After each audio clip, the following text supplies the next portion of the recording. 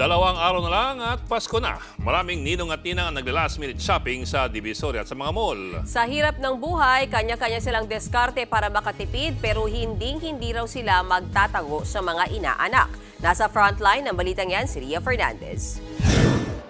Ready na sina ninong at ninang sa panregalo sa mga inaanak. Sinuong nila ang sikip ng Divisoria at ng mga shopping mall. Magkanda ipit-ipit man ang budget, wala raw sa bokabularyo nilang magtago. Kahit pa 20 ang inaanak, gaya ni Ninang Joy.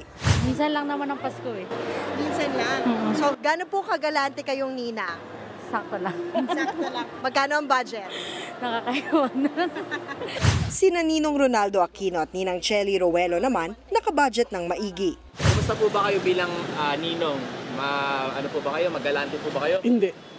Ayun, tama lang, syempre. Sa ano tayo bibili? Yung mga buy one, take one. Pero merong mga galanting ninang gaya ni Kim. Siguro sa mga pag-inaanak, siguro mga 500, ganon. Tapos yung sa mga ano lang, like 100, pwede na yun siguro. Never daw silang magtatago. Hindi talaga. Lagi tayong kahit mahirap, gagawa natin ng paraan. Ay, hindi po magtatago. Yung iba namang nag-last minute shopping, abay naghintay raw kasi ng grasya para may pambigay sa mga inaanak. Last minute na rin yung mga bonus, mga 13 month. Walang pera. Ngayon lang naka-utang. Utang pa. Sa mga inaanak dyan ha, wag naman sanang choosy. Ang hirap kayang makipagsiksikan sa Divisoria at malls at mag-budget. Yung maalala ka ay isang malaking bagay na.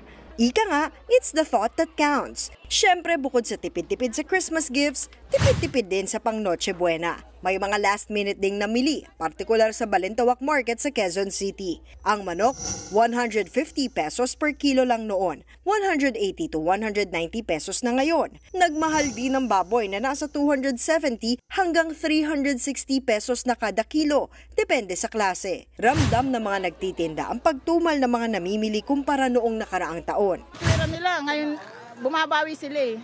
Kasi mga nakaraan, lugi din daw sila. Pero meron namang options, gaya ng mga mahilig sa kaldereta, dahil hindi gumalaw ang presyo ng baka na naglalaro sa 200 hanggang 480 pesos per kilo, depende sa parte. Hindi rin tumaas ang presyo ng ilang gulay pang rekado gaya ng pechay bagyo, carrots, lettuce, broccoli, sibuyas, bawang at luya. Bumaba rin lalo ang presyo ng talong, ampalaya at okra. Pero tumaas naman ang repolyo, pechay Tagalog at kamatis. Sa price guide ng Noche Buena items na inilabas ng Department of Trade and Industry, naglalaro sa higit 300 pesos hanggang 650 pesos ang isang kilo ng ham depende sa brand. 89 to 91 pesos naman ang 800 grams ng fruit cocktail. 124 hanggang 310 pesos naman ang 500 grams ng cheese depende rin sa brand. Habang 80 hanggang 110 pesos din ang 900 grams to 1 kilo ng spaghetti pasta. Nagbabalita mula sa Frontline, Ria Fernandez, News 5. Mga kapatid, Ed Lingaw po, maging maalam at may pakialam sa mga napapanahong balita sa ating bansa.